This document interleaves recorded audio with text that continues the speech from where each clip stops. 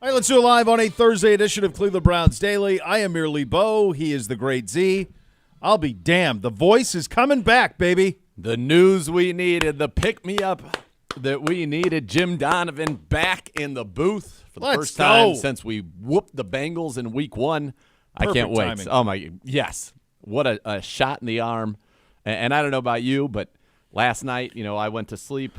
I woke up today, and I'm back. I'm fully back. I needed the time to deal with it. To mourn a little bit and be sad, and now the time for that is over. It's time to – we're on to the Steelers. We're on DGR. And Jim Schwartz and the number 1 defense in the NFL at the podium. Take it over, Jimmy. Yeah, my wife thinks that. My wife thinks that it's all an even Steven game. If you get the benefit of a nice fall, you're going to have a terrible winter. She always feels that way. But – okay. So you've been through losing a starting quarterback and seeing a team make quite a run. Have you shared some of that experience this week, or did you feel the need to? Yeah, we share a lot of experiences with players. One of the benefits of being in this league for so long, 31 years now, you've seen an awful lot, and you've seen teams overcome an awful lot. You've also seen teams be derailed by different things. So. We're always pointing out things like that. I think that we've seen throughout the year, we've seen guys step up and be productive in roles. It's just that the quarterback position is such a high-profile position, right? It's the one that everybody sees. But, when it comes to the players, when it comes to the coaches, when it comes to the locker room, it's plug the next guy in and still be productive. And I think all players have that kind of, mentality and things like that. Hey, Jim, at the beginning of the year, you talked about not wanting to use guys a ton. I think Miles played a real high percentage of snaps against Baltimore. Is that just you're getting to that point of the year? Or kind of it was a big game. But, yeah, I think that's one of the benefits of being disciplined in certain times and trying to keep snap counts down when there comes time like that you can go out and play. I mean, I've been on different defenses where, we rotated pretty well through the season. We got to the playoffs and, rotation wasn't the same. I think that, it's part of the plan. It's not just the D-line. We've been rotating our linebackers through, trying to keep those guys fresh. Even rotating our corners a little bit when some of those guys have had to, be out there an awful lot. We play a lot of man, and it's hard on those guys. So I think the benefits of taking that approach is when it comes time, the guys like Miles can go out and play those things. One of the best plays I've seen Miles make was that last third down stop when he was running to chase down Lamar. Now, Z probably gets him. Z clips his heels. Him and Z were just going. And, he's probably going to go down, but Miles is running. And, just unusual for such a big man like that. He's running like a DB and cleans him up and makes sure that we get the ball back there. And, I think that, you'd like to think that his freshness in that situation was the discipline from – certain times during the year. A lot of great players don't like to be taken off the field, but as long as you can sell them on the plan and show them the vision, I think they all buy in. But, that last series, and it really wasn't just the last series, it was the fourth quarter. We've done some good things on defense this year, but the most impressed I've been with our defense has been the attitude that they had in that fourth quarter. You guys aren't on the sideline, but you could feel it. You could feel it down in your soul. Those guys had a tenacity that I haven't seen from them before. And I think that was a huge step for us. I think some of that was our failure in that situation against Seattle. And failure is a wicked teacher, right? But some of those lessons, and our guys were. When we're down 7, we get that stop, we fumble the punt, we get a stop, we get a penalty, we get a stop, we get a penalty, we give up a touchdown, we go out and score, miss an extra point, come back, and the that last drive, I thought that was a huge step, and you saw that with the effort that both Z and Miles were playing with in that situation. So, long answer to a short question. Say about Miles that he has made so many game-changing plays this year. Well, I mean, that's what that comes with the job description of being an elite player in the NFL. And when it's a big game, your big players need to play well. He understands that. He knows that. And, some of those plays were game-changing plays. They're right around midfield, getting ready to potentially score if they can get another first down. And, our guys do a good job in coverage, hold the ball just a little bit for Miles to be able to get there and make the sack. And, he feeds off those other guys. The other guys were rushing really well, particularly inside. I thought Z, even though he didn't fill up the stat sheet, Z had a really, really disruptive day rushing the passer, and it made a big difference. And like I said, but the biggest thing in there, you can take all the things away. The biggest thing I thought was just the tenacity that we saw from the team. And, I don't know if you guys could see it from the box or watch it on TV or whatever, but you could feel it on the sideline. And I thought that was a big step for us defensively. Is there a difference between, being a great player, making a lot of great plays, and then making those plays in the game that you're just describing, those big games that really matter? Yeah. That's what this league is all about. That was a road game against really, really one of the best teams in the NFL. Was leading our division.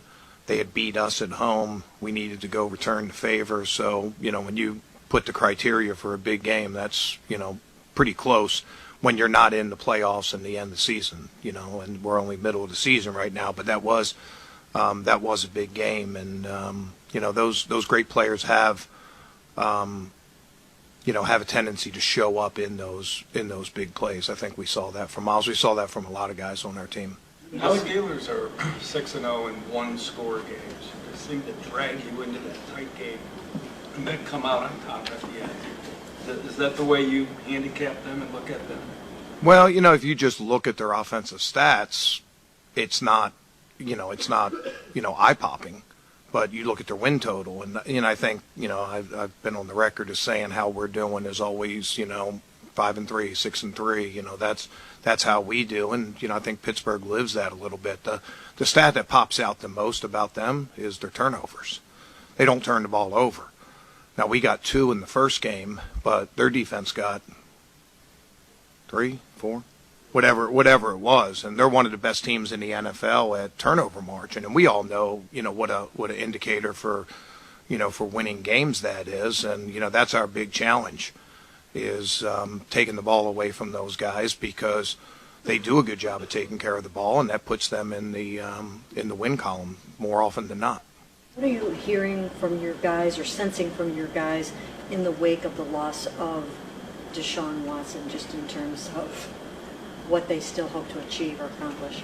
Yeah, I think there's a resilience that goes to players that, they understand that injuries are part of the game, and they've, lived through a bunch of them. I think, it gives them a little bit more resolve, but we need to be careful. It's a little bit like I talked about, after the first couple weeks of the season, where, we weren't getting turnovers. We weren't getting takeaways. And, we talked about, look, you can try to do too much and press, and you can give up a lot of plays, and, you can defeat the purpose. And we just need to do our job and do it with a nasty physical attitude, and the turnovers will come, and they have. And I think it's the same thing when you're talking about, an injured player, particularly a quarterback. We got to resist the urge to try to do too much and to play outside of what we do, because, what we do is enough. And, just make the plays that come to us, do it with some physicality, do it with some great effort and some great spirit, and all those things will take care of itself. And that's the best way that we can honor Deshaun, and that's the best way that we can help out DTR. Do you think those penalties after that muff punt were legitimate calls on you guys? Yeah. Nice try. You're not getting me on that. They were called. And, I think that, you got to be careful with your hands down there, and they're called. Whatever's called on the field, we got to go play. So, that's we try not to officiate. Our job's to go play defense and to do it with some toughness and some physicality. And, even though we gave up a touchdown there, like I said, that just increased our determination. I think our guys really, I thought they really showed some maturity, and they really showed, their, I don't know what the word is, but they really showed something there, and I think that's it.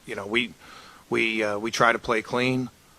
We try to do it as physical and as tough and as fast as we can. If the officials throw a penalty, it's our job to come back the next play and play even better. We didn't get the job done in that situation. It would have really been nice to have the turnover count or to hold them to a field goal right there. But after we got the win, Jeff, I think long term, maybe it serves us a little bit better. Like we said, this is all just, learning opportunities, and you learn from failure sometimes a lot better than success. And, I think that's probably, anything that you do in life. Failure is a wicked teacher. And, we learned in that situation, penalty can change the game. And, we had our resolve that we weren't going to allow it to affect us. And we went out the next series and got a huge, I thought that was such a turning point for us, not only as a defense, but as a team. Being able to get that stop, get the ball back, and go win that game, make that kick.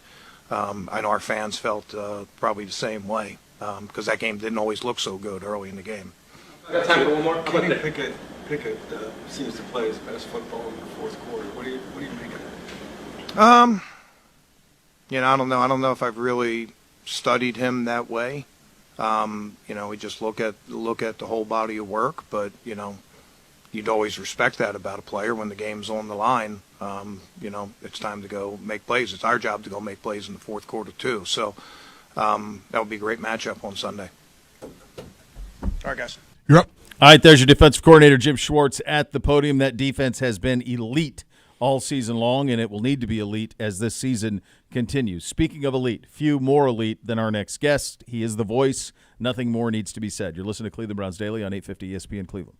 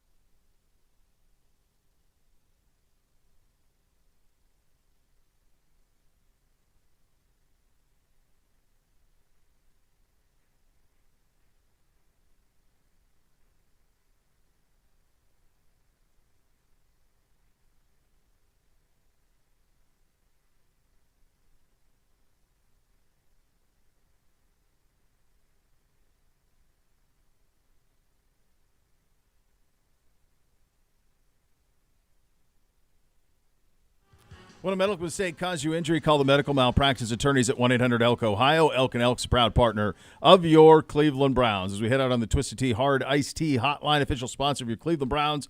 Keep it twisted, Cleveland. We are joined by the voice of the Cleveland Browns, the great, the elite Jim Donovan. I got to know, winter is coming. Is the hay stocked? What are the ponies like? How's the Ponderosa? You're prepared for winter, I hope? We are Okay. We are prepared, and I really think the horses are tired of seeing me, and I think if they could talk, and sometimes I think they can, they would say, you need to go back to work. You again? More of you? You're not supposed to be here this much. Yeah. Absolutely. Hey, you know what? We're tired of you giving us carrots. That's how tired we are of you. Well, Jim, the great news is you're going to be back in the booth where you belong, back to work. So good for the horses, good for me, good for everybody in Browns Nation. I'm so excited, man. I have missed you dearly. I know we've been in touch throughout this whole process, but it will be so special to have you back in the booth calling 6-3 Browns, 6-3 Steelers in mid-November. Let's go. Oh, unbelievable. And I've missed you, and I've missed everybody in our Browns radio family, really, because we're like a tight little family, a tight-knit family up there. I mean, I miss looking at Gerard and saying, my God, his arms are big. I mean, I miss all of that. This is a great day for me and my family because this was a tough road. And I can remember them telling me, in the doctors telling me, hey, listen, you're probably not going to be able to come back and do a game this season. And I went, oh, that's just not going to work. And they go, well, then you're really going to have to work, to follow everything that we have for you. And you're going to have to really work hard. And I did. And I'm just so happy. It really is. When they came in and told me, hey, green light, why don't you do it Sunday? I just, Cheryl and I were just down to our knees in happiness. Man, that's unbelievable. That's unbelievable. You have, when you go through what you've been through, my friend, you have these things that you have to point to, these goals, these beacons that are out there, motivators, and they drive you, right? And they drive through all of it, through the darkest of times, and I can't imagine how many you've had. But the idea of the green light, I just can't imagine what that was like in that room for you to get that, and what it means to our fan base, Jim. I cannot tell you. Well, good Lord, but I mean, like, what you mean to this fan base, it's hard to even put into words. Well, I tell you what, you're right about goals. They really, Cheryl is a great trail rider with her horse, and she would always tell me what I always say to the horse, so that Marmalade doesn't spook in the park is, hey, we just want to get to the next tree. Let's just get to the next tree. Yeah. And she said, that's how you have to do this. You have to look at this and say, you got to get to the next tree. And I have to tell you, we were so close last week to, maybe making this happen and maybe getting a chance to do the Baltimore game. And my counts were just, the Browns and all of you're living by scoreboard, yes. And we're living by blood work counts. Yeah. And when they came back this week and said, you're right in the money, it was just great. It was great. And I appreciate everything in, Browns Nation. It was just overwhelming, the support. And it was just great. And it really helped. It put a lot of wind in your sails, It's awesome, and I'm sure the same is true for you, Bo. But for me, everywhere I've gone, yes, the first thing that people come up and ask me is, "How's Jimmy? How's Jimmy? How's Jimmy?" And when's he come back? When's he coming back? Yep. How's he doing? Tell him we love him, and you are so beloved, and this is going to be awesome. I have to ask though. Did the doctors say they were going to reach out to the Browns and say, can we have some games that are just a little easier on the heart, easier on the body here? We got Jim coming back. It's just a nice, easy one. I have to tell you, Nathan, when you're doing the game, and you know this, and when you're really involved in the game, and it's a tight game, you realize that it's a really tight game. But when you're just at home and you're just watching it, that is tough. I got to tell you, you are pacing the floor watching these, games against the 49ers and against Indianapolis and the Seattle game and then the Baltimore game. Unbelievable. I mean, other than Arizona and Tennessee, I mean, you're just saying, this is really something. I can't believe how tough this is when your heart is really out there and you're pulling for them. But when you're up in the booth, I mean, it's a tight game and everything, but you have so much going on that you're really into it. But wow, it's been an experience. What a thrilling season. It certainly has been. I have to ask, were you on the couch pacing, calling the games? Yeah, that's I was curious. Yeah. I will tell you this story. The first game I missed, which was the Pittsburgh Monday night game, I was really sad, and I was in the hospital at that time. They had just put me in the hospital, and they were getting me set to go through this transplant process. And everybody was coming in and saying, "Oh gosh, we really wish you were over in Pittsburgh." And I'm going, "Oh, I know." And so when the game started, and you all remember how it started I know. in Pittsburgh, I did turn down the TV. I was calling the game in my hospital room to the point where a nurse came through and goes, "Is everything okay in here?" And I go, "Yeah, really. Just close the door on the way out." But yeah, I've been doing a little bit of that. Just to you know how I always say to you, Nathan, every game has a rhythm. Yep. And I want to make sure I have my rhythm. And that's one way to do it. Jim, There's when no doubt. when is the last time that you watched a Browns game that you didn't call before this? I mean, not many instances. You were a couple of last times. year, Yeah, last year. Not often though. Yeah, This- last this is a Those long were bad. stretch. Those are ones you could turn off early. Yeah, that's Last true. year. That's true. I think it was, Yeah, I remember watching that Miami game last year because I came down with COVID. That's right. And I remember watching that game, and I went, "Wow, this is tough." But this year, wow, these games have been thrilling. I mean, they really have. They've just been incredible. I mean, you hear all those tales, and they are great tales, about the cardiac hits Sure. of 1980. But this is right there. I mean, these games have been amazing. They certainly have been. And obviously, this is a unique week. You are coming back. Deshaun Watson is not. We've already Crazy. lost Nick Chubb. We've already lost Jack Conklin. Just especially coming off of that game and the emotions and how galvanizing it felt like it was to be a big springboard. You get that news, and what was your kind of reaction when you heard about Deshaun? And then obviously the NFL doesn't pause for us and say, "You guys go ahead and take some time to collect yourselves. We got to play the Steelers on Right. Sunday." Yeah. So I woke up that morning, and all of a sudden I opened up my computer, and I saw that the communication from the Browns, but I had just woken up, and I read it, and I just couldn't believe. So I read the high ankle sprain, and then it was the shoulder, and he's going to need surgery, and he's going on IR, and he'll miss the remainder of the season.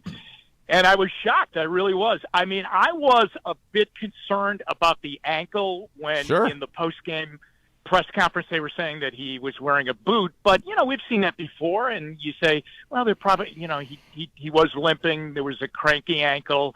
I'm sure they're just trying to control swelling. But I was a little bit concerned on Monday.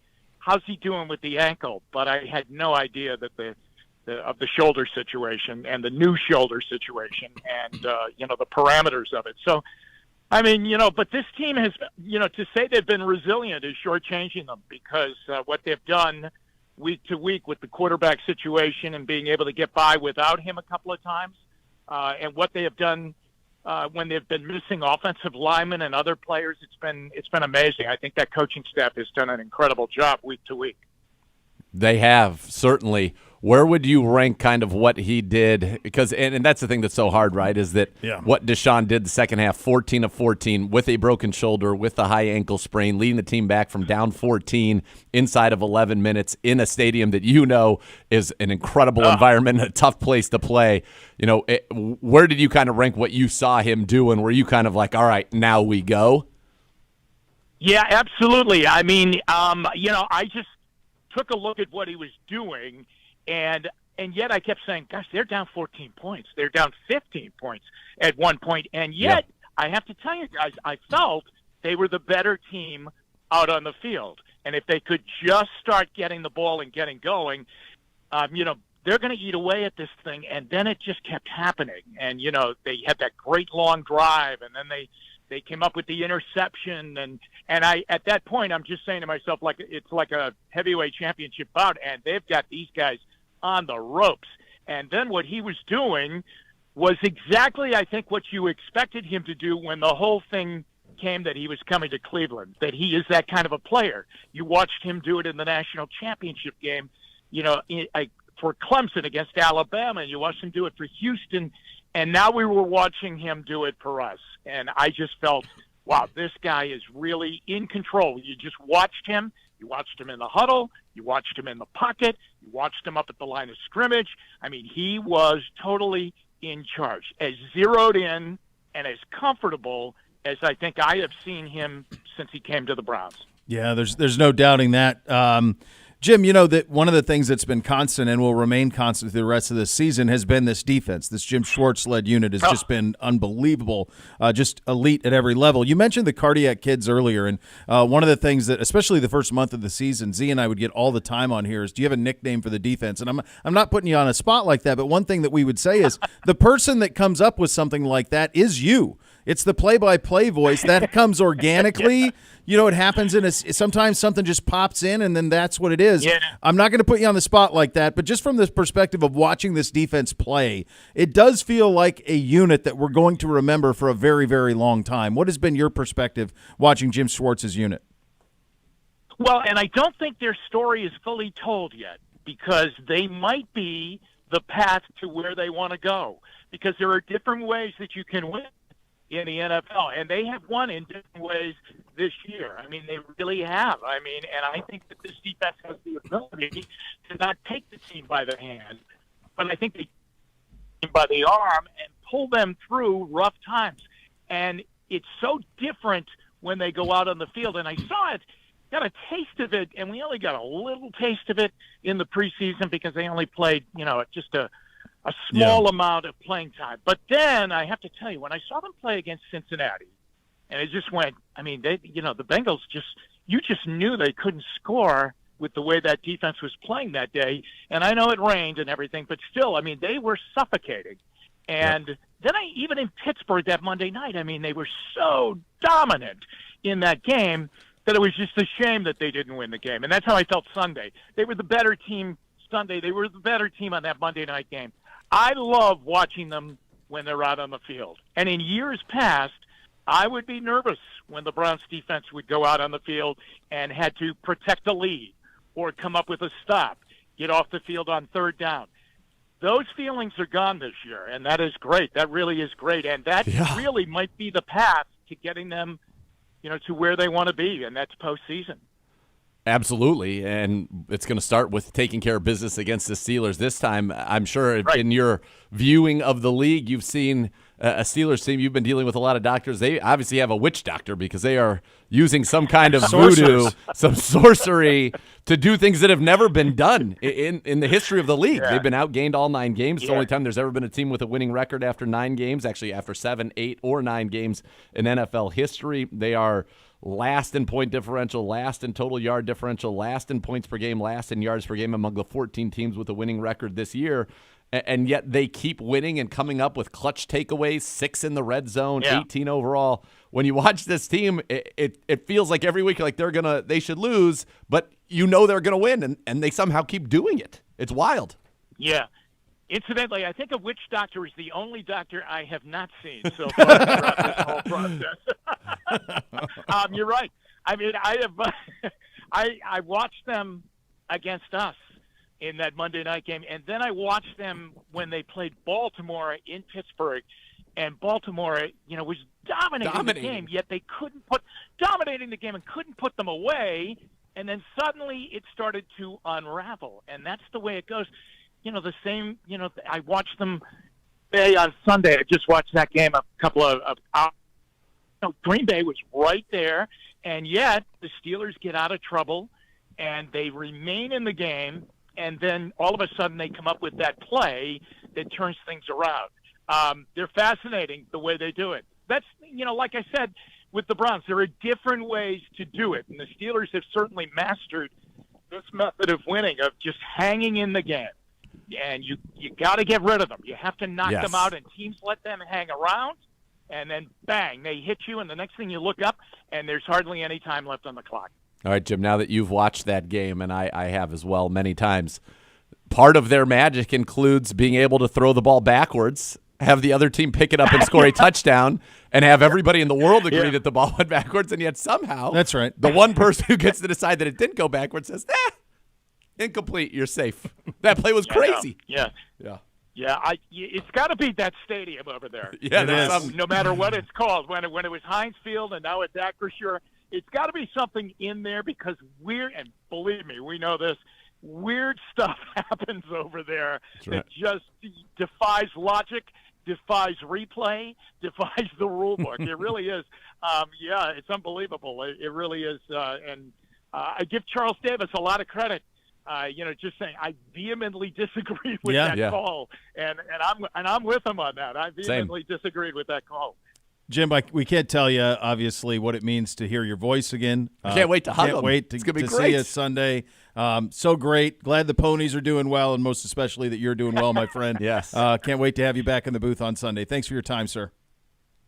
Hey, thanks, guys. It's great talking to you, and it's great to be part of this again. And Yes. I'll see you, and I hope you'll hear us on Sunday.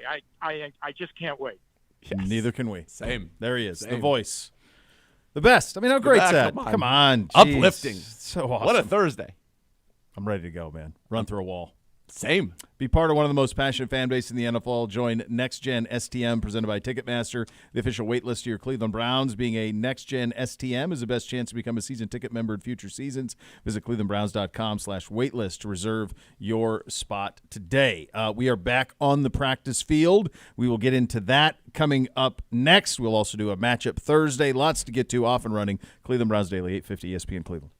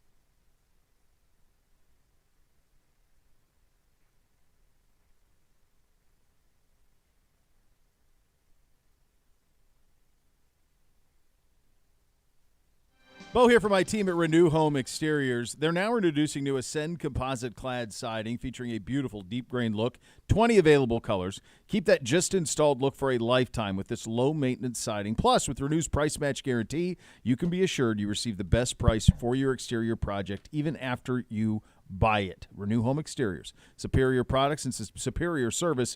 Visit renewestimate.com for more. Browns back on the practice field today. A lot of players did not practice. A lot of those were rest-related, though, as well. And I did see we had the white face masks on yesterday as we were out there. Yes, which are beautiful. They're great, yeah. Going to look Perhaps great. a great permanent option at some point. We've kind of been rolling, just so people understand, we've kind of been rolling on Wednesdays with a skeleton crew, and it's a very light practice.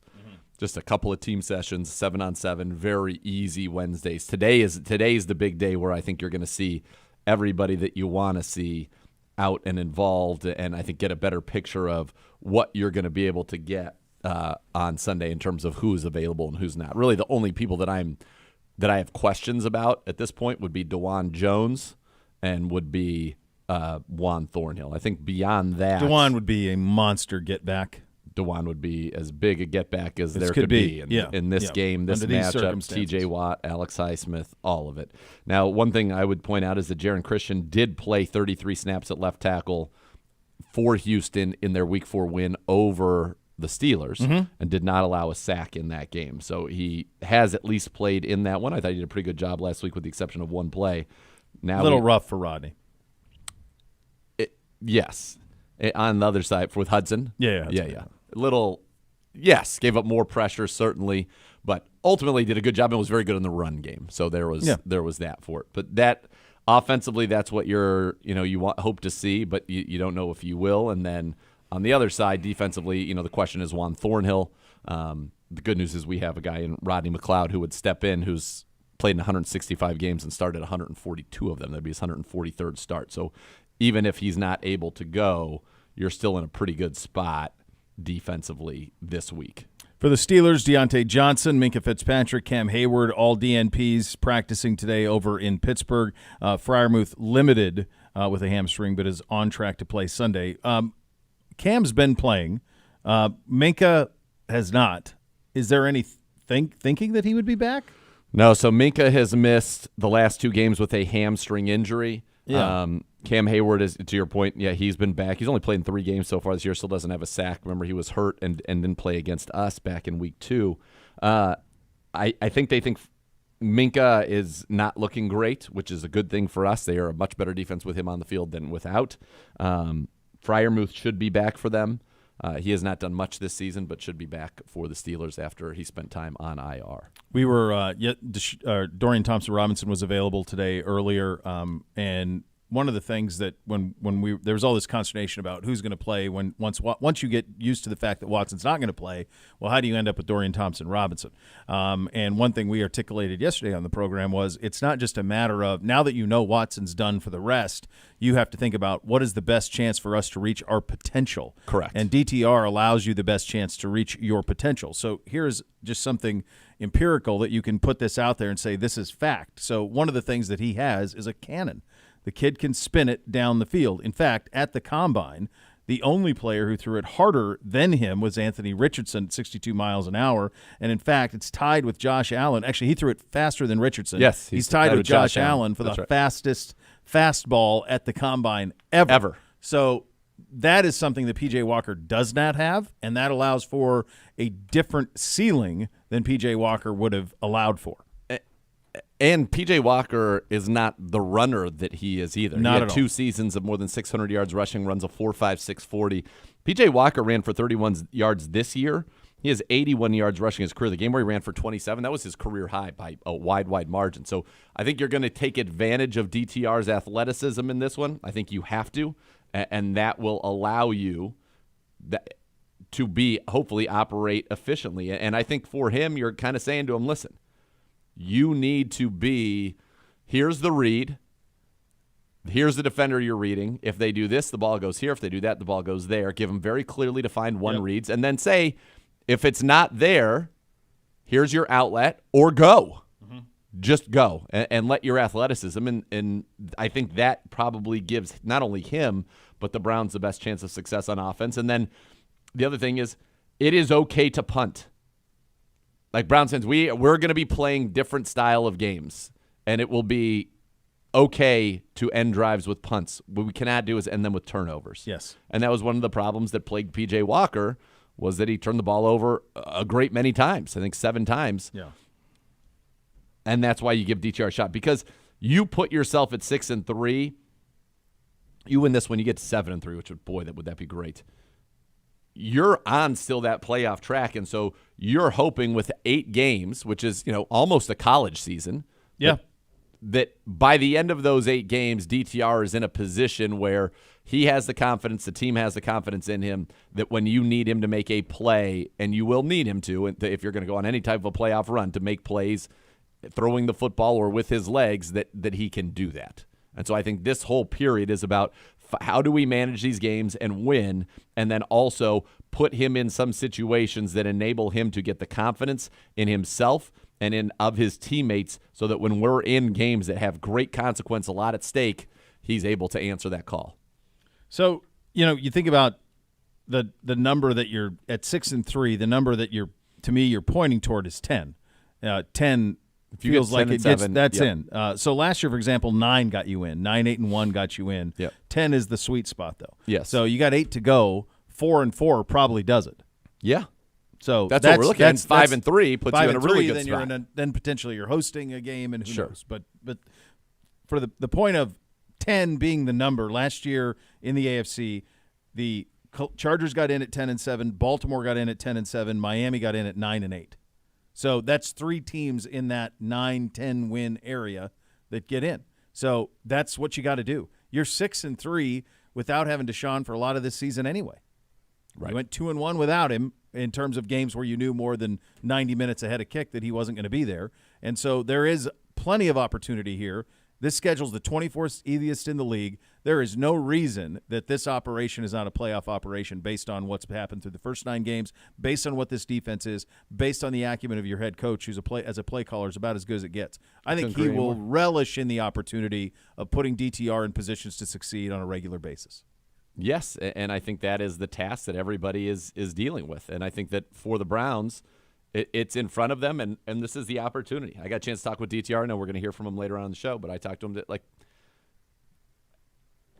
he's a confident kid, man. He is, and I think that he feels so much more prepared after having gone through a game, doing everything. And as bad and as brutal as a spot he was put in, I think that he is ready to come out now and obviously put on a better performance, and a performance that the Cleveland Browns can win with. And that's what he's got to do. Yeah. It's going to be an unbelievable environment.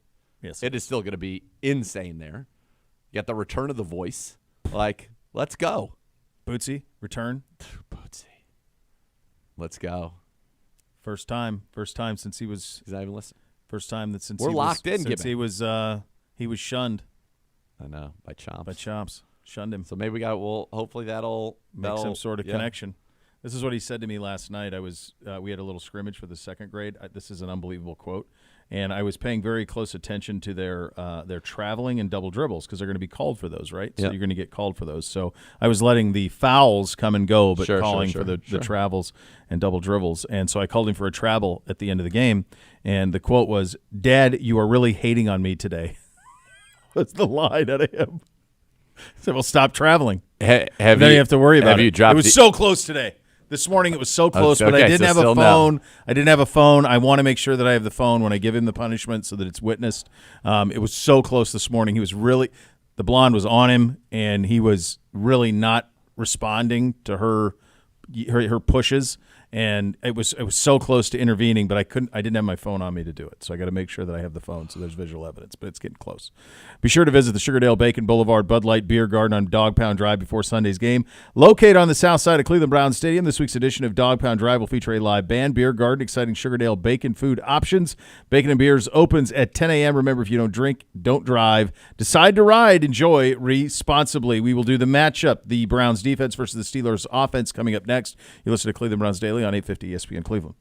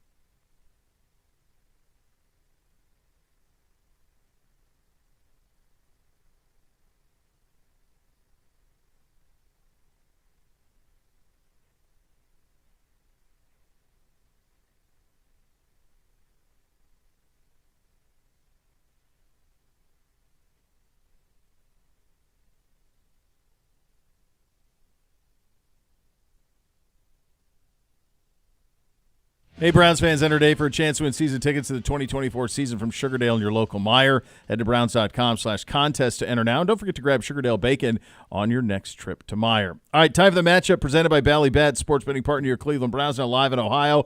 Your Cleveland Browns defense versus the Steelers offense. For the matchup, we go to Dr. Z. Well, gather around. Look at Gibby in the background. Gibby! Hey, Gibby! Let's go. We should shut this team down. Can we do a little fun here?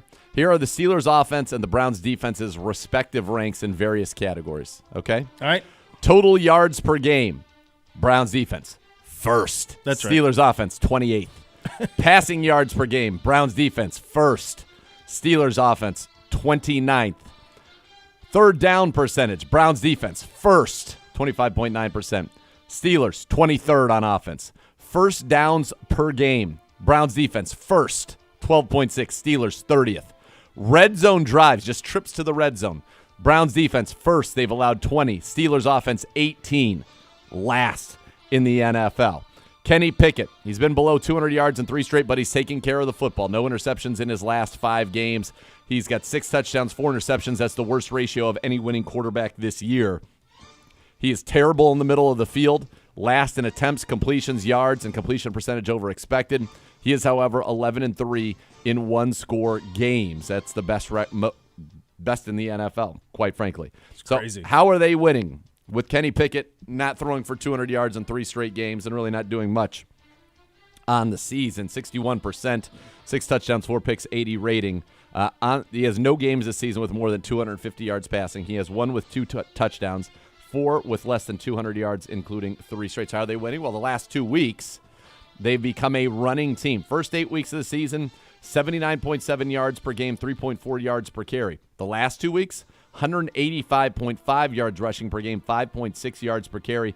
Najee and Jalen Warren last week both over 80 yards with a touchdown. First time 2 Steelers running backs had done that in the same game since 1985. Now, you can get after the quarterback. Dan Moore's given up 28 pressures already this season, 2 sacks, both team highs. Broderick Jones is starting, their first-round pick at right tackle.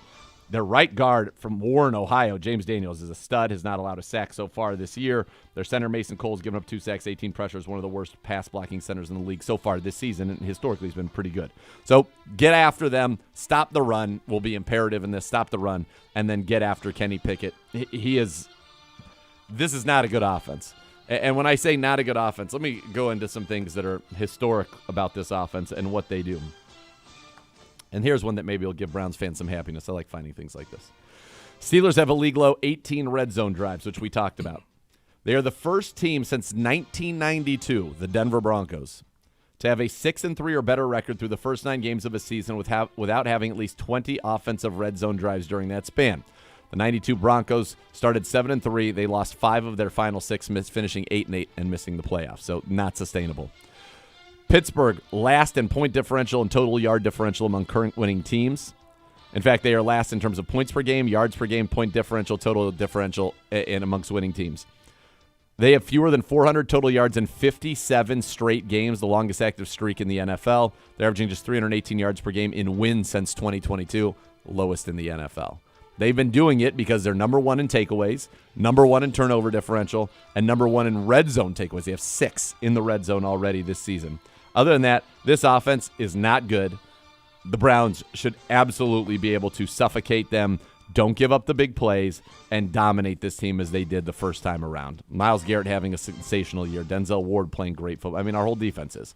This is a game that the Browns defense should absolutely dominate the Pittsburgh Steelers offense. I am talking total domination because we can play man on them. We can pressure the quarterback very quickly. Myles Garrett, 29 pressures in under 2.5 seconds this year. By the way, that's most in the NFL. Alex Highsmith second with 28, so we got to be careful about that. But there's no reason why we can't get him. How about this? Run game defense. The Browns have hit the opposing running back behind the line of scrimmage at 55.1% of their attempts this season. That's the highest in the next-gen stats era. Nobody else. The Jets in 2017 were 50.3%. That's the only team that's even been at 50% for a whole season.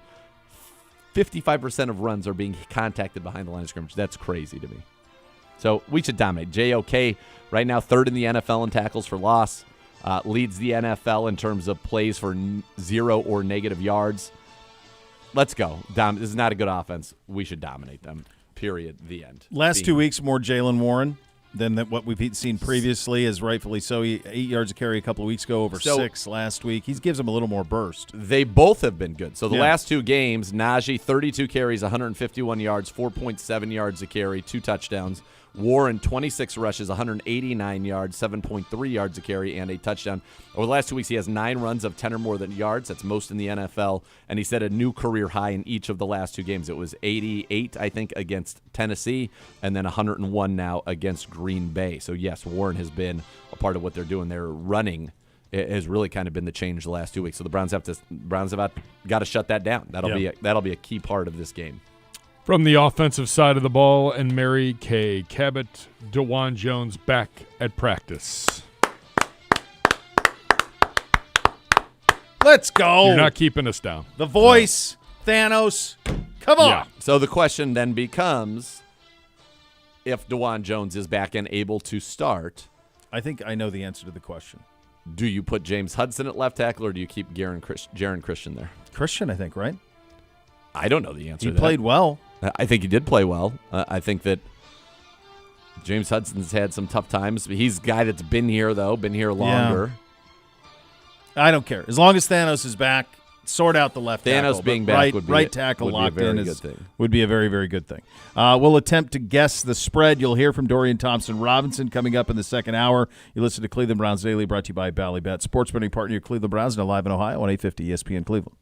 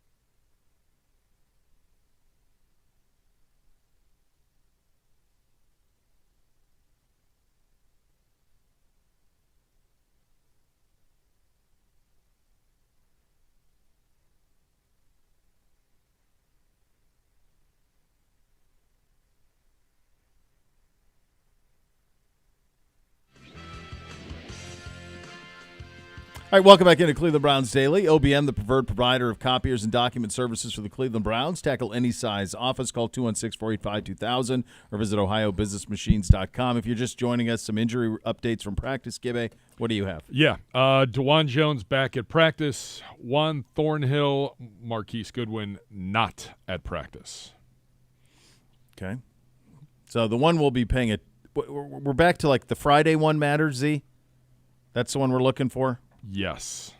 Yeah, with Today's Thornhill, a big yeah. one, but tomorrow It's is a great the sign for DeJuan Jones. Yeah. But I think for Thornhill, if he's not out there tomorrow, then he's probably not going to go in. You're going to go Rodney McLeod, and then Ronnie Hickman would probably be that third safety for you. All right, there you go. Yeah. All right, you ready to attempt to guess the spread? Woo! Someone's been having a rough little string of it. Bathing. I'm back. I'm back.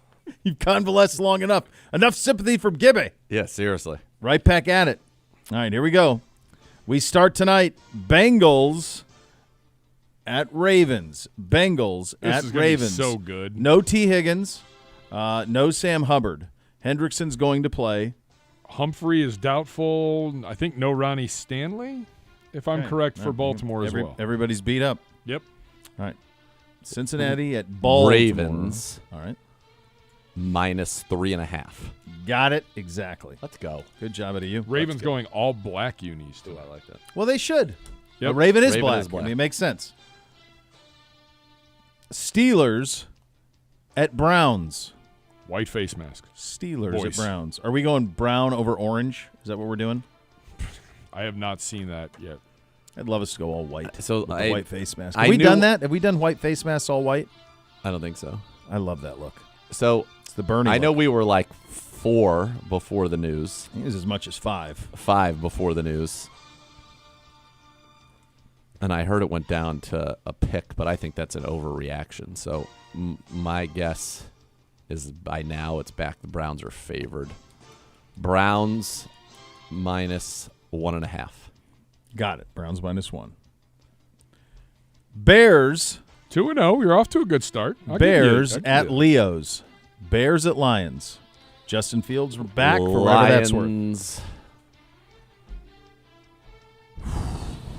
7 or 10, 7 or 10, 7 or 10. Lions minus 7.5. Got it exactly. Chargers at Packers. Chargers at Packers. Chargers minus 3. I will say that I'm becoming a little skeptical that this late in the week, maybe even through osmosis, Yeah. you have seen some of this. Now, the only one Because that I had 4 an straight idea on perfect ours. is rare. That was even on the number? On the On they the all number. have been. Every one has been on the number exactly. You haven't Well, missed one. By the way, Not I even by clearly half. didn't know that. Or you're a hell of an actor. You're really good at You were at the I'd taken the 4 Actors straight Guild. L's, and I'm like, I've had enough. Yeah. Yeah. You're like, I mean, you did we're- have to do a we're little gonna sort acting this around out. Pedro, not Pedro. You so did, I feel yeah, like yeah. Yeah, for sure. Emery, I'm sure, had some sort of an acting mandatory. By the way, it also is fair. I knew ours, and everything else has been we'll see. a We'll see how totally this all normal goes. number. We'll see We're how this four goes. in. Raiders at Dolphins. Raiders at Dolphins. What is the number that would make me even consider the Raiders in this game? Because the Dolphins boat race bad teams. Yep. So Raiders are 5-5. right now, what I'm I have 3. I feel like it's going to be at one of these 3 numbers. I don't know which. All right. 10, 14, or 17. I'm certain it'll be one of those 3 numbers. It's a decent range. It's unfortunately a big range, but I think Yeah. 17 is probably too much. That was for Tommy DeVito. Yep.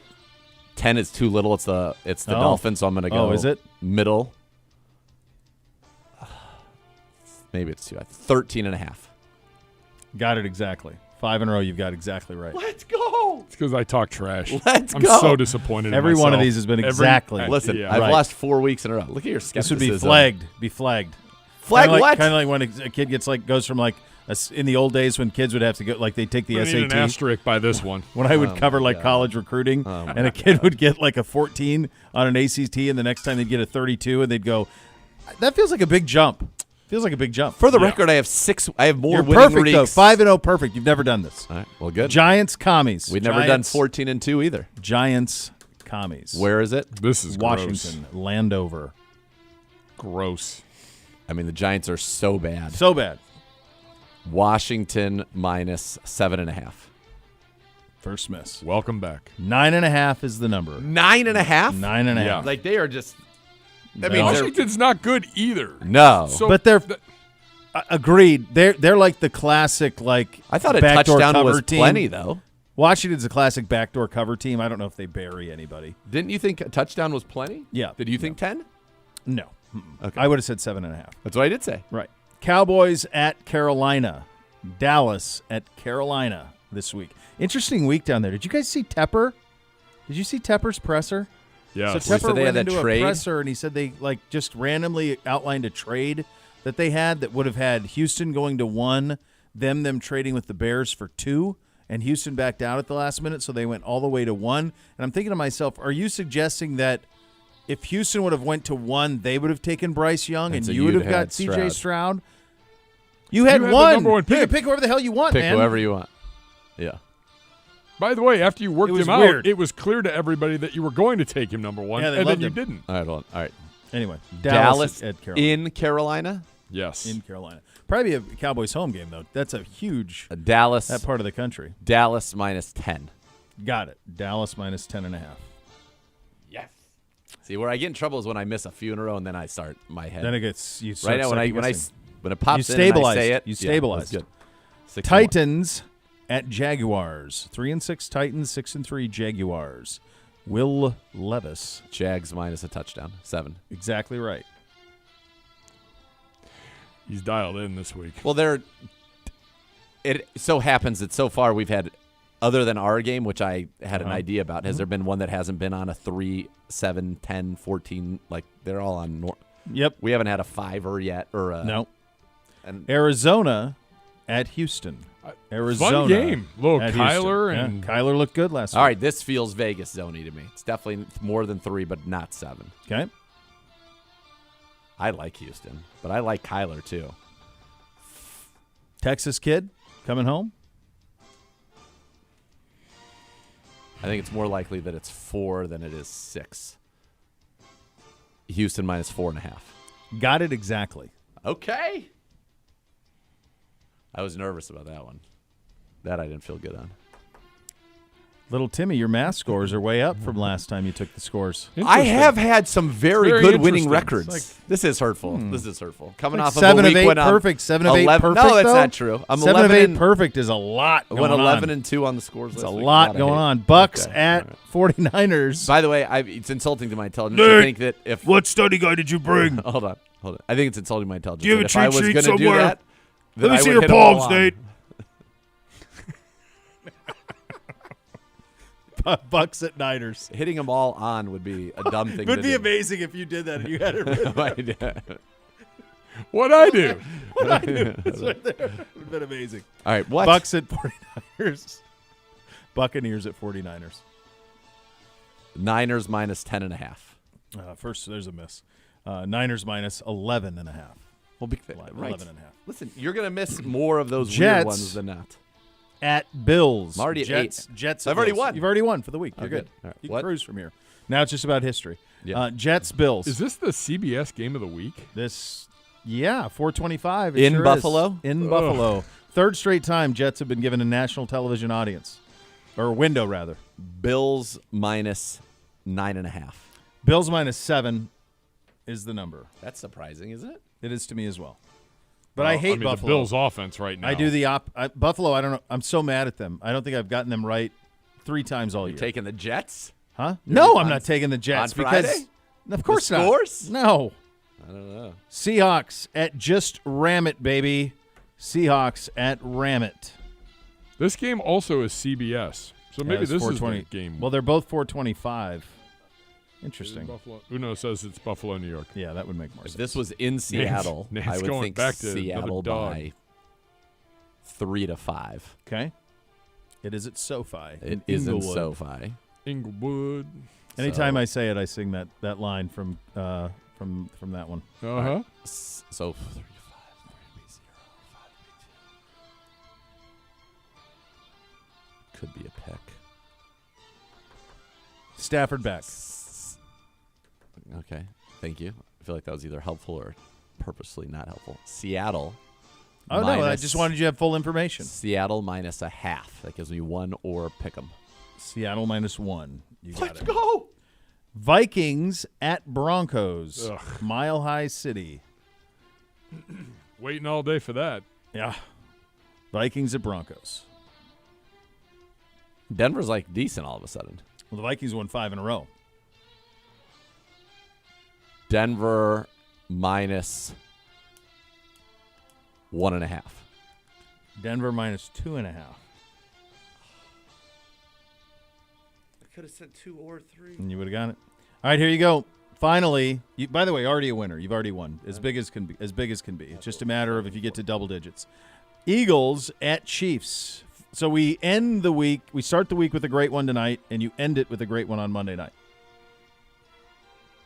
Most everything in between Eagles is garbage. at Chiefs. Chiefs minus 3. Yep, Chiefs -2.5. 10-4 for Wow. the kid. Let's go. What a job out of you. And like 8 on the monies. 8 on the monies. Great job out of you. All right, coming up next, DTR at the podium and the matchup, our offense versus the Steelers defense. You listen to Cleveland Browns Daily on 850 ESPN Cleveland.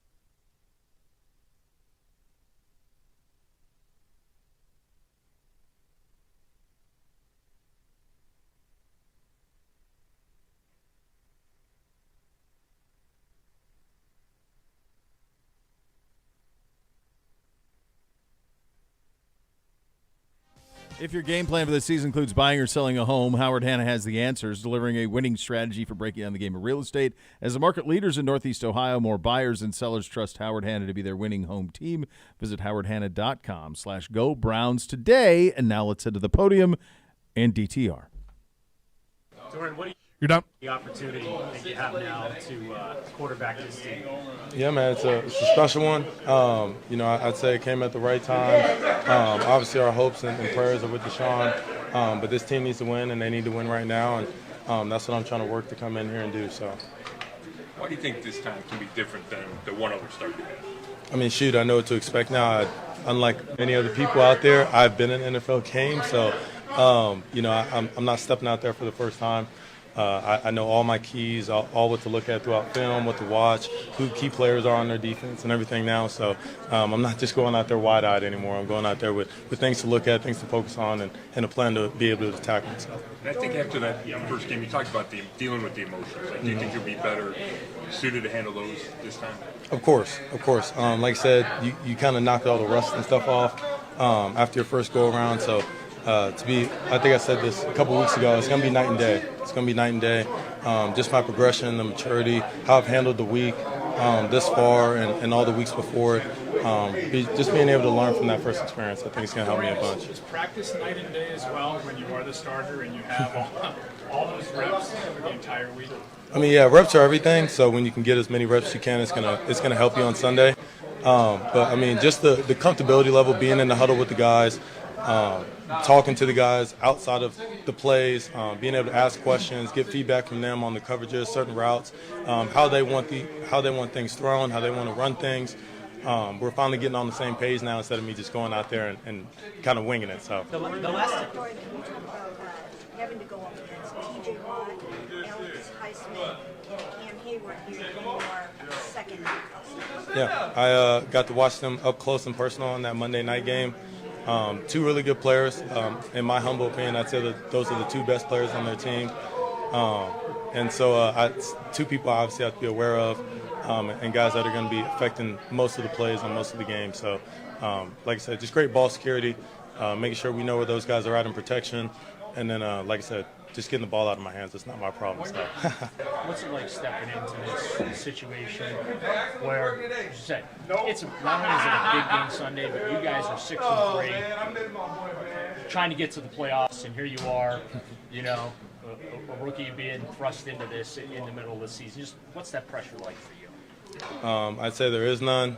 If I would have had this game that first week in week 4, I'd probably have a bunch of jitters and nervousness and probably be able to get out any answers to you guys. But like I said, I've gotten that first one under my belt. I know what it takes now to be an NFL quarterback and not just be a college quarterback, be in an NFL. So I think I've taken that next step, and I'm just trying to grow every day. Like I said, lean on my teammates. We have a wonderful team here with guys that love me and are embracing me this week. So if I can just go out there and lean on my teammates, I think I'll be all right. We got a pretty good team. Coach said he gave you a game ball for Scout being Lamar Jackson last week. Going against this defense, that's got to help you going against the top defense in the NFL in that role.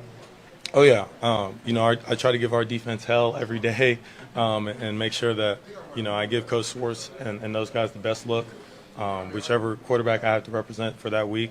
But like I said, my job and my role is totally different this week. It's nothing like Scout Team. Those guys can't hit me on Scout Team. They can hit me this Sunday. So, I got to be prepared to get the ball in my hands, make sure I'm clean with my feet and clean with my progression. So. What gives you the confidence that you're going to be the guy to lead this team to the playoffs? I mean, that's the goal. Because I've been in these shoes before where I've been thrown out there in the fire and made it out of it successful. So I know I can do this. I know what it takes to do this. I've been through the fire already this year, and, I've only grown from it. And so I expect to do the same thing this year. A lot of guys, there are a lot of guys in the locker room the last day or so have said our goals are not changing just because of this injury. Do you feel that way as the quarterback now? I'm glad they said that because it shouldn't. We shouldn't have a change in mindset, a change in goals. Our goals are still going to be the same, whether it's me, DJ, or Deshaun. So, all I can say is I'm glad they didn't say anything else. So. Let's turn the teaching point from AVP and Kevin. not turning the ball over? Say, run if you have to, or just throw it away from you? I mean, the biggest thing they said is we're going to coach you hard on your feet, we're going to coach you hard on your progressions, going to coach you hard on your run checks. And if you just follow your rules, you'll be all right. We'll win this game. If you tell somebody not to think of an elephant, you're going to think of an elephant, right? So I'm not going to go out there thinking about throwing picks or think about not throwing picks or fumbles or anything like that. I'm going to think about going out there, playing my game, watch a couple games of mine from UCLA, get that swagger back, and let's go out there and play some football. You mentioned the support you felt from teammates. Have you felt it even more this week? I mean, yeah, obviously I'm in a different role. Guys need me a little bit more this week than they have in the past. So I think, I've heard a few more chirps in my ear this year than most. You have just a couple more? that gunslinger mentality about you, and you really are an aggressive, explosive passer. How do you balance that against not throwing picks? Yeah, just making really great decisions. I think I don't even have to worry about the outcome of the game. If I can just go in there and make a great decision on each and every play, it'll work itself out, and I won't really have to worry about much, and we'll be all smiling at the end of the day. So, Dorian, a bunch of rookies have played this year across the league in different circumstances. Have you talked with your peers about your circumstance, theirs, getting better going through this at all? I talked a little bit with Will. Obviously, he's doing great over there at Tennessee. I've talked with Clayton, who we just played at Arizona. Those two guys I draft train with, so I have a pretty good relationship with them. Just bouncing off ideas. I know Josh and Deshaun do the same thing. What are you seeing? How are you feeling? Just kind of checking in more so than anything, making sure that we're good mentally. I've definitely asked around for sure. Do you have a favorite UCLA game you'll watch? I mean, it's SC week right now, so I'm a big SC fan guy to watch for sure. I mean, of your personal library of 2021 USC beat them 62-33. It's a good one. Yeah, and in that game too, I started off the game pretty slow, and we got back into a rhythm pretty quick. So, how surprised were you when you found out Tuesday? Just given, did you know Deshaun was possibly could be done for the year? You know what I mean? I mean, that was my first time ever having to deal with a injury at my position. I've always kind of been the guy, so I didn't know how that was going to work. I know when I get hurt, I try to take as many reps as I can throughout the week, just so I can be able to play. If I can't play, then the backup has to deal with it at that point. 30. So I understand those type of situations. In that situation, was just kind of following along for the week, prepping as I always do as a starter, and it ended up happening that way. Yeah, I mean this week when you found out Tuesday. Did you know, this week. Did you know Monday or Sunday there's a chance that the injury could get serious? No, not really. I honestly didn't even know he had hurt his shoulder. I thought it was all his ankle. And texting with him, and we're all happy, obviously, after the game. So wasn't really talking about any injuries-wise. I knew he had a hurt ankle. I didn't know anything about the shoulder until Tuesday. So You're up. I like the kid, and I'm optimistic, baby. Same. Full week. You had to do it and give him an opportunity over the course of the next 2 months to be ready to play primetime football. And I think it starts with a team that is beatable, and you need to kind of have all hands on deck this week to get it done. But I like the move, and I like DTR, and I want to see him play well. It would give me great joy. All of us, great joy. That's and right. if he does, it will help with this matchup, which is presented by Ballybet, sports betting partner of your Cleveland Browns, now live in Ohio. Our offense with DTR against a Steelers defense. And for that matchup, we go to Dr. Zeke. All right. Steelers, very good defense. In some respects, not a good defense in other respects. In fact, you look at where they rank in the league, they are near the bottom of the league in many, many categories. This is a team, they are 25th against the run, 27th against the pass, 28th overall. But where are they good? Turning the football over. 18 takeaways, first. Turnover differential, 10th, plus 10, first. They've got 10 interceptions on the season, 8 fumble recoveries, and then in the red zone, they have been very good as well. 41% scoring drives allowed. That is 4th best in the NFL. So that's a lot of smoke and mirrors. Well, the smoke and the mirrors come from their 2 pass rushers, Alex Highsmith and TJ Watt. Watt this year, 10.5 sacks, an interception, 2 forced fumbles, 3 fumble recoveries. 1 was a touchdown against us, which we all remember. 5 straight Pro Bowls. He was a 2021 Defensive Player of the Year. And then there's, on the other side, you've got Alex Highsmith. He's got 4.5 sacks, an interception, which was the pick 6 against the Browns this year. 2 forced fumbles, one of which was against the Browns this year. In 7 games against the Browns, he has 8 sacks, 7 sacks in his last 4 against the Cleveland Browns. TJ Watt, by the way, has 16 sacks against the Cleveland Browns in 11 games, most versus any opponent, at least 1 sack in 9 of 11 games. They play a lot of man now, 47% man since week 5, third most in the National Football League. A lot of what we do, single high safety, man 1. Well, Joey Porter Jr., he's been sensational. 15.1 rating when allowed, when in coverage, in man coverage, 25% completions. Of course he would be. That's best in the NFL. He plays a lot of press. On the other side, though, Pat Pete has been second worst man cover corner in the NFL this year. He's already allowed 3 touchdowns and more than 20 yards in man. So that's who we have to go ahead and attack. For the Browns, obviously, you're going to need to run the football. The Steelers giving up 4.5 yards per carry on the season. 4 running backs, 141 total yards. They've allowed 2 100-yard running back season. However, the last one was Jerome Ford in week 2. His first 100-yard game. They've allowed a running back to score in 4 of the last 5. They can't stop receivers. 13 catches, 195 yards, and a touchdown per game. That's the 5th most yards per game to wide receivers this year. They will blitz. 41% since week 5, 4th most in the NFL. 14 sacks on blitzes this year, 2nd most in the league, and they have a blitz sack in 7 of 9 games. So we've got to take care of the football. We've got to stay away from that back-breaking play by one of the edges, and I think if we do that, we're going to be in pretty good shape. It's kind of that simple, right? Yeah, I mean, we have the number 2 running offense, 147.9 yards per game. You're going to lean on that. I think you're going to give a lot of clearly defined reads, quick throws to Dorian Thompson-Robinson, say, look, if it's not there, go. Go. We haven't done this much this season, but it's hard to imagine a scenario where we play clean and lose. Correct. I think if we are even in the turnover battle, I think we have an excellent chance to win this game. And if we play totally clean, as we've talked about many, many times, I'm sure everybody could write 14-2. You could recite it. We're 14-2. You don't even need your notes here. Don't need the notes. Don't need them. Hey, Browns fans, you can enter for a chance to win season tickets for the 2024 season from Sugardale and your local Meijer. Head to browns.com/contest to enter now. And don't forget to grab Sugardale bacon on your next trip to Meijer.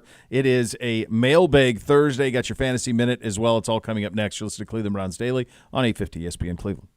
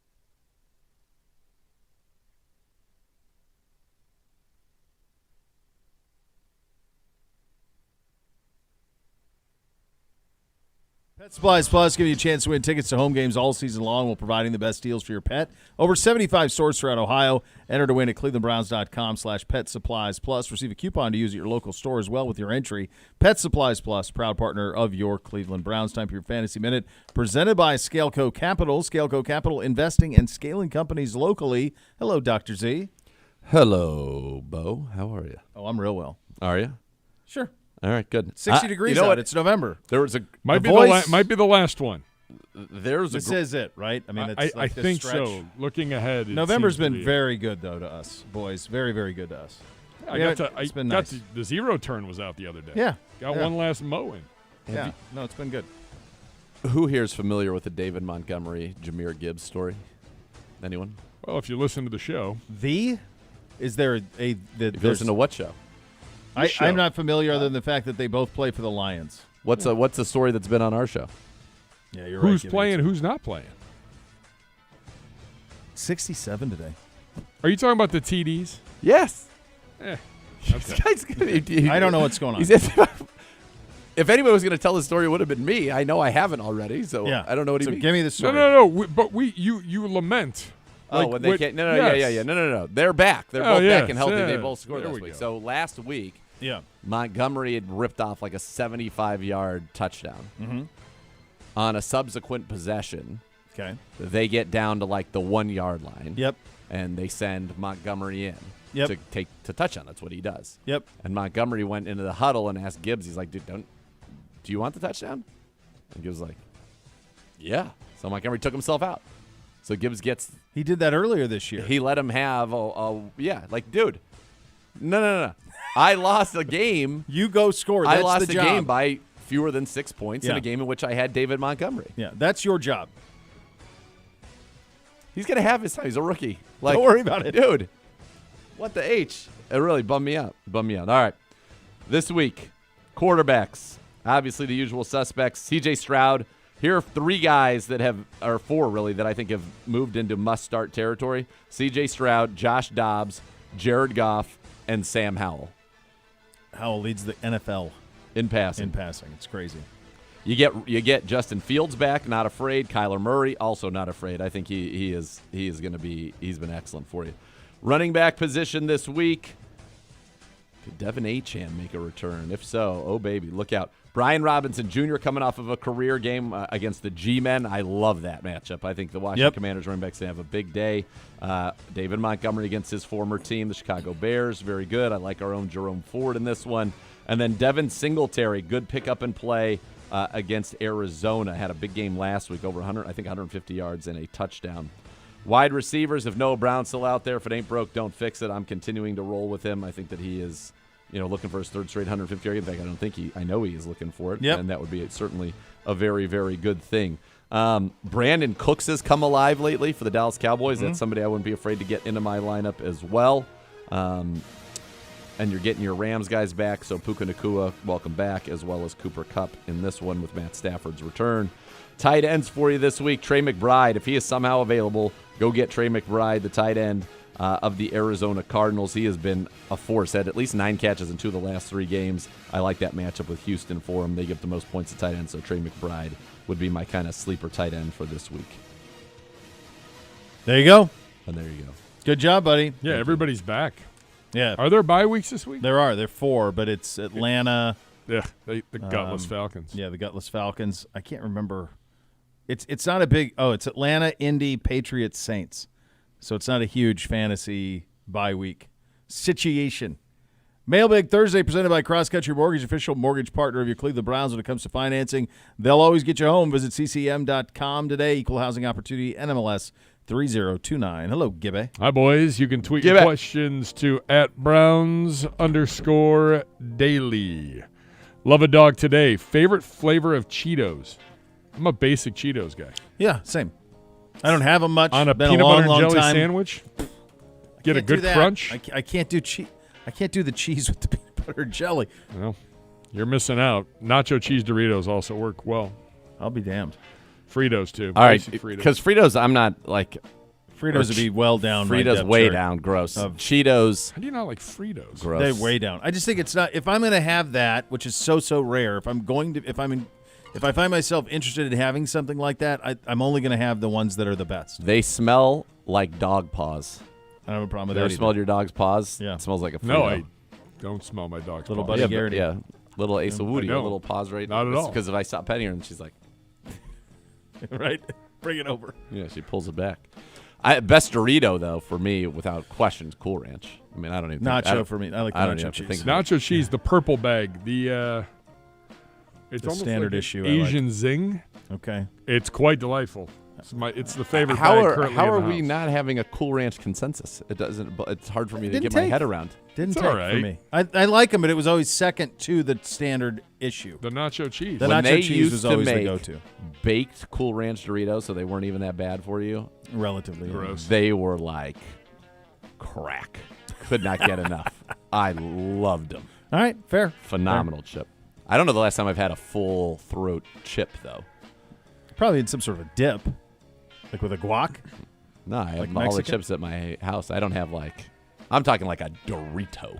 Oh. Like a I thought you were real- saying it's been a long time since you had a chip. No, I'm I like, have you chips. I'm guacs. Yeah. I'm gonna have chips tonight. It's Thursday. Yeah, that's right. That's what we do. We have Mexican on Thursday. I We like got guacamole. After we get done with a little coaching Late show. July. I Drayton think it's Road called- Tavern tonight. Drayton Road kids. Tavern. That's wonderful. Bo, another chance for you to come out. I know. I just missed it last week. You did. Late July makes a jalapeno. I think it's a jalapeno lime That one's chip very that good. is delicious. That's probably the best one that I've had. The late July, the green bag. the greenback. Yes, Stunning. Yeah. it's good. Those and the Red Hot Blues are both those I like. But the late Where- July. where are the Red Hot Blues I don't know, at? They're gone Where they've now. gone? I don't know what happened.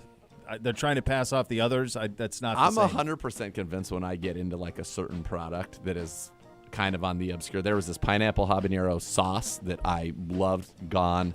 Red Hot Blues. You never see them. Not just basic blues. No, I don't want a basic. I want a red hot blue. Yeah. They're gone. I don't know. Frontera, all of my good Frontera sauces and marinades that I do, a lot Gone. of my, they're gone. Yeah, Where'd they go? I don't know. Sad. Richie Fox. Hey, it's Ned. Ned. The great Ned. What have been the brightest moments thus far with the Stevies? Griff's production elements. Two last things. week. No, easy. Okay. Uno's cackling. I was just gonna say that's my favorite. Is when a joke lands, He's trying to Uno stifle loves it right now. yeah. When a He has joke a great job. lands, Look at him. and Do you see how cleaned up he is? I know Looks he's so all youthful. slicked up now. Yep. I feel pretty weak. And It then is, yeah. exposing Griff to a Lonely skit. Island classic. Yeah. See, There it is. There it is. No, and deservedly so. He should laugh at that because it was a fantastic moment. I also like that Griff is immortalized in the show. Griff was actually For his singing it. voiceover too. work. Contender or pretender. Contender or pretender. I like that. Yeah.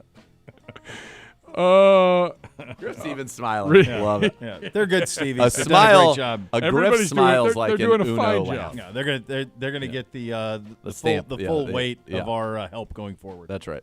When are we preparing Bo Bishop's famous drink recipe? Next week. By the way, we're 3 of 4 on Stevie's. Yeah. Seven Yeah. Ben 750. 750, pretty good. Pretty good. Next week, so get your Madagascar vanilla beans, get your cinnamon sticks. Be careful not to over apples. cinnamon. If you have a real That's potent big stick, key. just Yeah. one stick is Oh yeah, fine. you don't need to. You don't need to. Definitely not. You can even go half if you're not crazy about it. It doesn't need much. I like that. One more from Richie Fox. What was the most devastating defeat you've experienced in person from a rival opponent? Hopefully, BGSU Gibbs' answer isn't this past Tuesday. It's not. So we sucked going in. I managed my expectations. All right. I mean, it has to be for you. It's got to be. Well, you weren't in person. Then. I wasn't in person. So for me, the most awful defeat was the Jets Week 2, even though that wasn't a rival game. That was the worst. I would say of an in-person thing I was at, and it wasn't my loss, but I was able to feel the power of the moment, was I was at that Michigan State game where all they had to do was like punt it, and it went. You were like, with the kid? With the kid, and I was with a lot of Michigan That folks. would have been fantastic and that, like, watching. Oh my God! All he had to do was punt it. all they had to do was punt it, and they lose, and all of a sudden, I mean, you're walking out. It was that night, which was going to be such a fun night, became an unfun night because nobody had it within them to try to go have fun, and I was like, Not much. We might as well try. might as well try. Probably back probably 10 years ago when I used to do all the coaches shows for Ohio State, and so I was at every game, home and away, for basketball and football. Yeah. And the 2013 Big Ten championship game lost to Michigan State. That team was undefeated. They would have played Florida State in the Rose Bowl, so it would have been Urban against Jimbo, and I like the chances there. I like the odds. And they lost to Michigan State, just the most absurd way to lose to Michigan State. And then in 15, when they had probably the most talented team they ever had down there, trying to repeat national champions, when they lost at home to Michigan State and a backup quarterback because they in a typhoon. Yes, but they would not run the football with Ezekiel Elliott. Those were tough ones to watch. Horseface beating me twice in the 80s. You were at those? Yeah. Were you at one of those? I was at the drive. Were you really? I was. Yeah, brutal. Jade McCrae, I'm just going to jump in here, has a mailbag question. Okay. And it hurts me that I even have to go through this. Oh, no. I don't even want to ask this. Oh, God. But I at some point missed a memo that Bo is leaving the program? I picked up on a lot of hints at this, and I'm hoping this no joy news is not true. .. You can't do anything forever, Jade. You can't do everything forever. The key is you want to find the right spot to exit.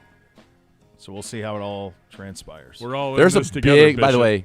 the way, there is a very, very large swath of land and time between 5 years and forever.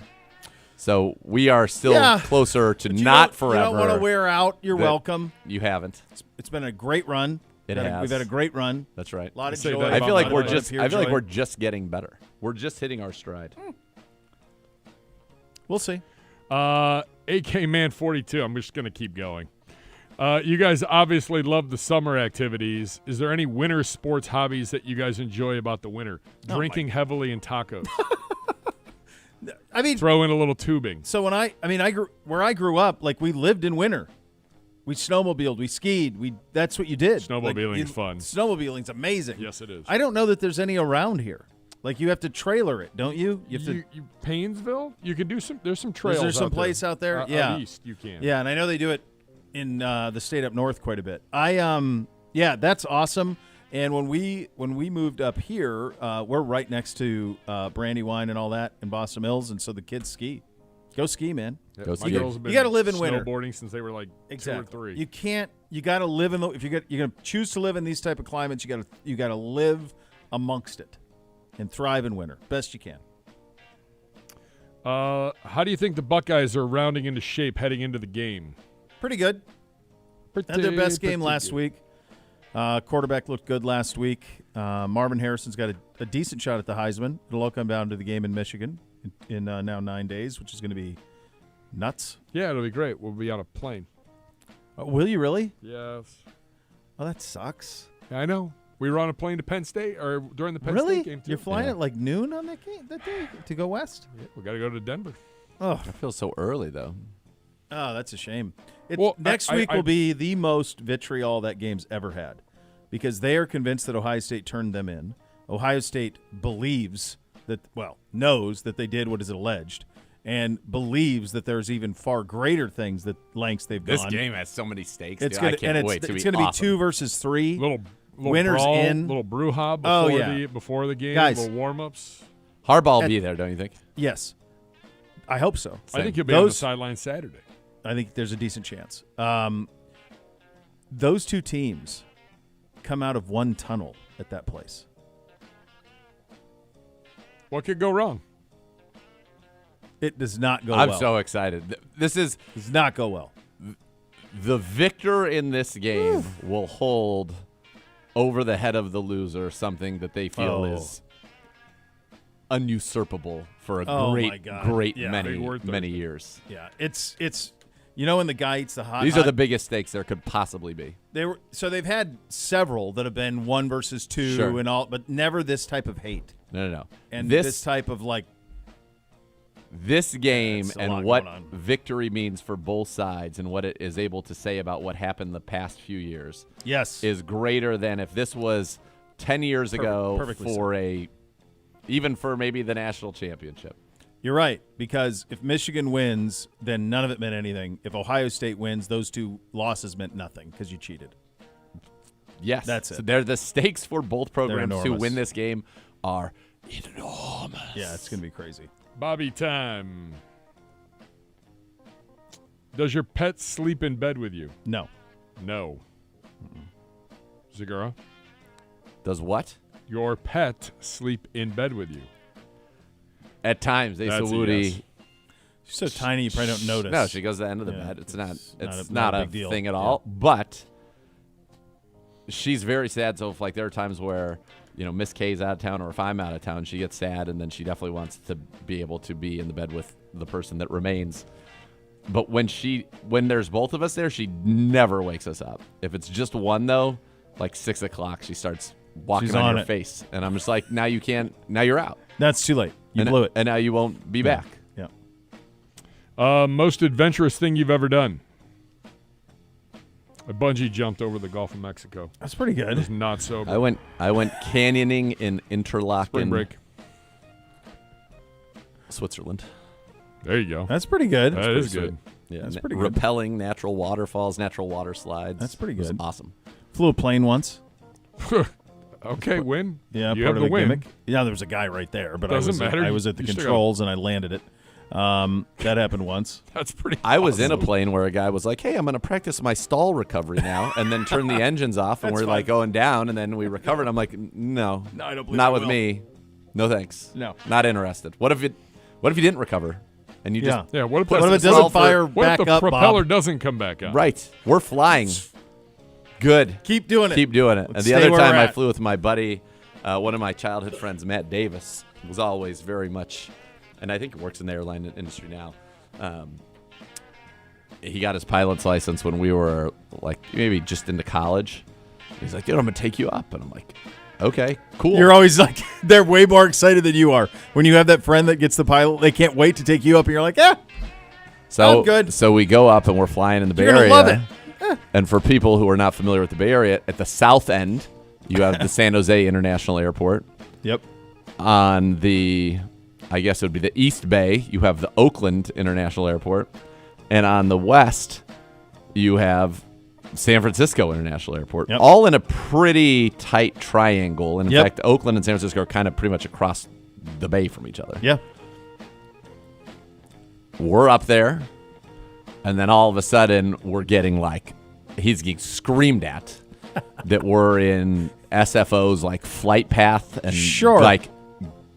get out of there or you are going to be Yeah. obliterated imminently.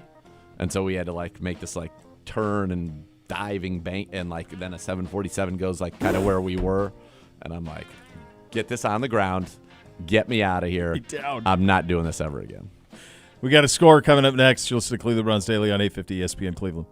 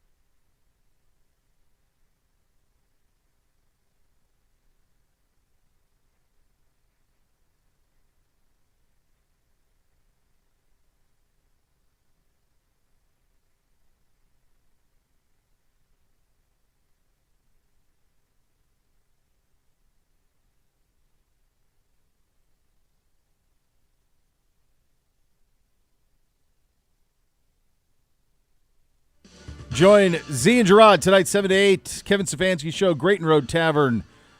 Dustin Hopkins, the hero. D-Hop. That'll be fun. The NFL's leader in field goals made. hero, The NFL's I like leader it. in points. The NFL's leader in 50-yard field goals made.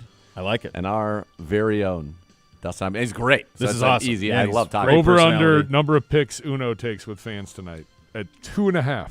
Over. Especially if he gets near him, then it could go way Well, as over. soon as they say, can we take a picture? Yeah, Uno's Yep, got to be in it. Uno's got to be in it. Brought to you by Bud Light. Easy to Sunday, didn't easy shave for to nothing. enjoy. We have a score tonight. Give it. AFC North, and it's a biggie, kids. The Bengals traveling to Baltimore to take on the Ratbirds. Both teams coming off L's. The Ravens 3-2 at home. The Bengals 0-2 in the division. Yeah. Bishop, score for Well, nobody circles the wagons like the Baltimore Ravens. Oh, Huge in the all black. Oh. Huge for the Ravens Really? in the all black. Huge. Segura? You've been skeptical on me on Segura's Thursday going night. the other way. The He's Thursday been night he skeptical doesn't on believe me in you. with me on Thursday nights a We lot. ride together on Thursday nights. All right. Ravens by 50. There you go. The next level is coming up next. We're back tomorrow. Cleveland Browns Daily, 850 ESPN Cleveland.